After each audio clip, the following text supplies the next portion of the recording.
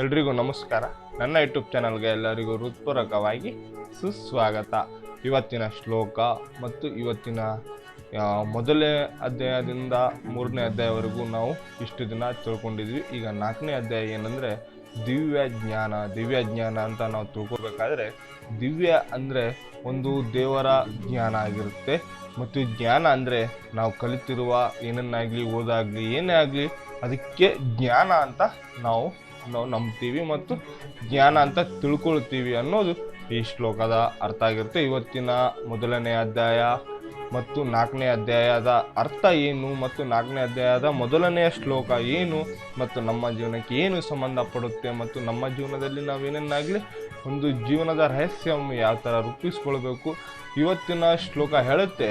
ನಮ್ಮ ಜ್ಞಾನ ಮತ್ತು ದಿವ್ಯ ಜ್ಞಾನ ಇದರ ಅರ್ಥ ಏನು ಮತ್ತು ದಿವ್ಯ ಜ್ಞಾನ ಯಾರಿಗೆ ಫಸ್ಟು ಶ್ರೀ ಕೃಷ್ಣ ಪರಮಾತ್ಮ ತಿಳಿಸಿದರು, ದಿವ್ಯ ಜ್ಞಾನ ಅಂದರೆ ಏನು ಮತ್ತು ದಿವ್ಯ ಜ್ಞಾನದಿಂದ ಬರುವ ಅರ್ಥಗಳು ಏನು, ದಿವ್ಯ ಜ್ಞಾನ ಅಂದರೆ ಏನು ಅಂತ ಇವತ್ತು ನಾವು ತಿಳ್ಕೊಬೇಕಾಗುತ್ತೆ. ಹಾಗಾಗಿ ಇವತ್ತಿನ ಶ್ಲೋಕ ಒಂದು ಐತಿಹಾಸಿಕ ಶ್ಲೋಕ ಆಗಿರುತ್ತೆ. ಮತ್ತು ಇವತ್ತಿನ 4ನೇ ಅಧ್ಯಾಯದ ಮೊದಲನೇ ಶ್ಲೋಕ ಅಂತ ಬಂದಾಗ ನಮಗೆ ಜೀವನದಲ್ಲಿ ದಿವ್ಯ ಜ್ಞಾನ ಏಕೆ ಬೇಕು ಅನ್ನೋದು ಈ ಶ್ಲೋಕ ನಮಗೆ ಸಂಪೂರ್ಣವಾಗಿ ತಿಳಿಸುತ್ತೆ. ಹಾಗಾಗಿ ಈ ಶ್ಲೋಕವನ್ನು ಸಂಪೂರ್ಣವಾಗಿ ನೋಡಿ ಮತ್ತು ನನ್ನ ಚಾನಲನ್ನು ಸಬ್ಸ್ಕ್ರೈಬ್ ಮಾಡಿಲ್ಲ ಅಂದರೆ ಸಬ್ಸ್ಕ್ರೈಬ್ ಮಾಡಿ. ಬನ್ನಿ ತಿಳ್ಕೊಳ್ಳೋಣ ಏನಿದೆ ಮತ್ತು ಮೊದಲನೇ ಅಧ್ಯಾಯ ನಮ್ಮ ಜೀವನಕ್ಕೆ ಮತ್ತು ದಿವ್ಯ ಜ್ಞಾನ ಏನೆಲ್ಲ ಯಾರಿಗೆ ಮೊದಲು ತಿಳಿಸಿದ್ದಾರೆ, ಒಂದು ಸೂರ್ಯ ಮಾರ್ಗದ ರಾಜನಿಗೆ ತಿಳಿಸಿದ್ದಾರೆ ಏನಂತ ಮೊದಲನೆಯ ಶ್ಲೋಕ 4ನೇ ಅಧ್ಯಾಯದ ಹೇಳುತ್ತೆ. ವಿಮಂ ವಿವಸ್ವತೆ ಯೋಗಂ ಪುಸ್ತವನಮಯಂ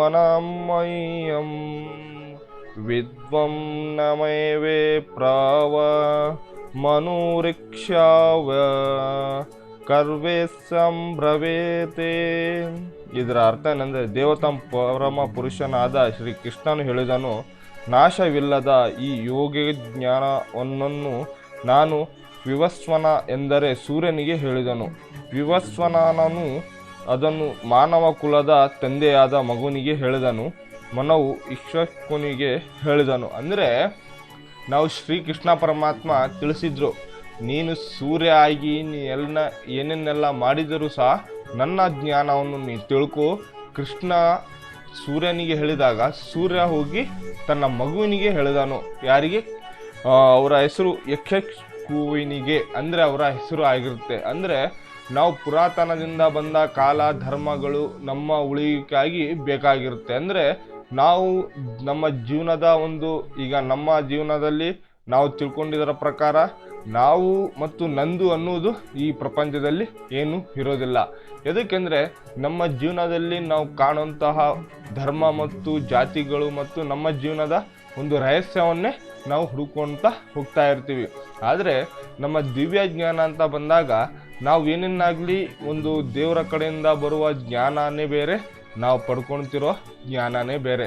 ದೇವರು ಹೇಳ್ತಾರೆ, ನಿಮ್ಮ ಜೀವನದಲ್ಲಿ ನಿಮಗೆ ಏನನ್ನಾಗಲಿ ಒಂದು ಯಶಸ್ವಿ ಕಾಣೋದಾಗಲಿ ಒಂದು ರೂಪಿಸ್ಕೊಳ್ಬೇಕಾದಾಗ ನಿಮ್ಮ ಜೀವನದಲ್ಲಿ ನೀವೇನೇನೆಲ್ಲ ಸರಿಪಡಿಸ್ಕೊಳ್ಬೇಕು ಮತ್ತು ಸರಿಯಾದ ದಾರಿ ಯಾವ ಥರ ಇಟ್ಕೊಳ್ಬೇಕು ಅಂತ ಶ್ರೀಕೃಷ್ಣ ಪರಮಾತ್ಮ ನಮಗೆ 4ನೇ ಅಧ್ಯಾಯದ ಮೊದಲೇ ಶ್ಲೋಕದಲ್ಲಿ ತಿಳಿಸಿದ್ದಾರೆ. ಮತ್ತು ನಮ್ಮ ದಿವ್ಯ ಜ್ಞಾನ ಅಂತ ಬಂದಾಗ ಅದನ್ನು ಏಕೆ ಉಪಯೋಗ ಮಾಡಬೇಕು, ಅದನ್ನು ಯಾರಿಗೆ ತಿಳಿಸಿದ್ದಾರೆ ಮೊದಲಾಗಿ ಮತ್ತು ಇವತ್ತಿನ ದಿನಗಳಲ್ಲಿ ಮೊದಲಾಗಿ ತಿಳಿಸಿದ್ದು ಯಾರಿಗೆ ಮತ್ತು ವರ್ಷಾನುಗಟ್ಲೆ ಲಕ್ಷಾನುಗಟ್ಲೆ ಮತ್ತು ನಮ್ಮ ಪುರಾತನ ಕಾಲ ಇವತ್ತಿಂದ ಅಲ್ಲ, ಇದು ಎಷ್ಟೋ 12,35,000 ವರ್ಷಗಳ ಇದು ಒಂದು ಮೂಲಭೂತಗಳ ಒಂದು ವ್ಯವಸ್ಥೆ ಮತ್ತು ಒಂದು ಧರ್ಮ ಆಗಿದ್ದು ನಮ್ಮದು ಅಂತ ನಾವು ತಿಳ್ಕೊಬೇಕಾಗತ್ತೆ. ಮತ್ತು ನಮ್ಮ ಜೀವನದಲ್ಲಿ ಒಂದು ಯೋಗಕ್ಷೇಮ ಅಂದರೆ ಈ ಯೋಗ ಅಥವಾ ಜ್ಞಾನವು ಅವ್ಯವ್ಯ ನಾಶವಿಲ್ಲದಿದ್ದು ನಾವು ಎಷ್ಟೇ ಆಧುನಿಕ ಜಗತ್ತಿನಲ್ಲಿದ್ದರೂ ಸತ್ಯ ಮತ್ತು ಧರ್ಮ ಜ್ಞಾನಂತಹ ಮೂಲಭೂತ ಮೌಲ್ಯಗಳು ಎಂದಿಗೂ ಬದಲಾಗೋದಿಲ್ಲ. ಅಂದರೆ ನಾವು ಎಷ್ಟೇ ಒಂದು ಜನ್ರೇಷನ್ನ ಅಪ್ಡೇಟ್ ಆಗಿ ಇಟ್ಕೊಂಡ್ರೂ ಸಹ ಮುಂದಿನ ದಿನಗಳಲ್ಲಿ ಹೋದರೂ ಸಹ ನಮ್ಮ ತಲೆಮಾರುಗಳಿಂದ ಇನ್ನೊಂದು ತಲೆಮಾರುಗಳಿಗೂ ಬಂದರೂ ಸಹ ನಮ್ಮ ಧರ್ಮಗಳು ಮೂಲಭೂತಗಳು ಯಾವತ್ತಿಗೂ ಬದಲಾಗೋದಿಲ್ಲ. ಎದಕ್ಕಂದರೆ ನಮ್ಮ ಜೀವನದ ಸತ್ಯಗಳು ಹೇಳೋದೇ ಈ ಮೂಲಭೂತಗಳು. ಎದಕ್ಕಂದರೆ ನಮ್ಮ ಒಂದು ಅಪ್ಡೇಟ್ ಅಂತ ಬಂದಾಗ ಅದು ಅಲ್ಲಿನ ಮಾತ್ರ ಸೀಮಿತ ಆಗಿರುತ್ತೆ. ಅದೇ ಈ ಜ್ಞಾನ ನಮ್ಮ ಜೀವನವನ್ನು ಬದಲಾಯಿಸುವುದು ಗ್ಯಾರಂಟಿಯಾಗಿ ಕೊಡುತ್ತೆ ಅನ್ನೋದು ಈ ಶ್ಲೋಕ ತಿಳಿಸುತ್ತೆ. ಮತ್ತು ನಮ್ಮ ಜೀವನದಲ್ಲಿ ನಾವು ಮಾಡುವ ಪ್ರತಿಯೊಂದು ಕೆಲಸವು ಒಂದು ಯೋಗ ಅಥವಾ ಸೇವೆ ಅಂತ ಪರಿಗಣಿಸೋದರಲ್ಲಿ ಅದರಲ್ಲಿ ಹೆಚ್ಚಿನ ಯಶಸ್ಸು ಸಿಗುತ್ತೆ ಅಂತ. ಅಂದರೆ ನಾವು ಏನೇನಾಗಲಿ ಒಂದು ಕೆಲಸ ಮಾಡುವಾಗ, ಏನೇನಾಗಲಿ ಒಂದು ವ್ಯಾವಹಾರಿಕ ಜೀವನದಲ್ಲಿ ಮಾಡುವಾಗ ನಮ್ಮ ಸೇವೆ ಅಂತ ನಾವು ಮಾಡಬೇಕು, ಅದನ್ನು ಪರಿಗಣಿಸಬೇಕು. ಯಾಕಂದರೆ ನಮ್ಮ ಜೀವನದಲ್ಲಿ ನಾವು ಪರಿಗಣಿಸದೆ ಜೀವನ ಮಾಡಿದರೆ ನಮಗೆ ಒಂದು ಲೆಕ್ಕನೂ ಸಿಗಲ್ಲ, ನಮ್ಮ ಜೀವನದ ಅರ್ಥನೂ ಸಿಗಲ್ಲ ಅಂತ ಶ್ರೀ ಕೃಷ್ಣ ಪರಮಾತ್ಮ ನಮಗೆ ತಿಳಿಸಿದ್ದಾರೆ.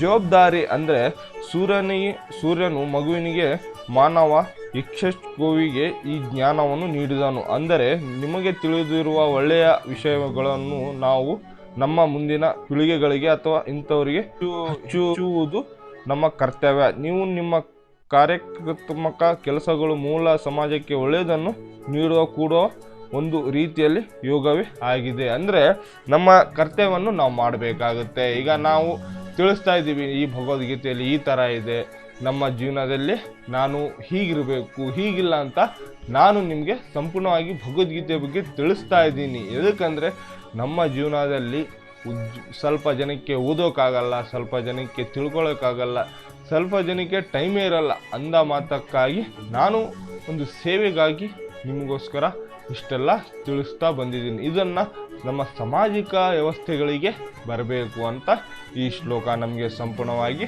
ತಿಳಿಸುತ್ತೆ. ಹಾಗಾಗಿ ಈ ಶ್ಲೋಕ ನಿಮಗೆ ಸಂಪೂರ್ಣವಾಗಿ ತಿಳಿದಿದೆ ಅಂತ ನಾನು ಭಾವಿಸ್ತೀನಿ. ಇವತ್ತಿನ ಶ್ಲೋಕ ಮತ್ತು ಮೊದಲನೇ ಅಧ್ಯಾಯದಿಂದ ಬಂದ 4ನೇ ಅಧ್ಯಾಯಕ್ಕೆ ಬಂದಿದ್ದೀವಿ ಈಗ.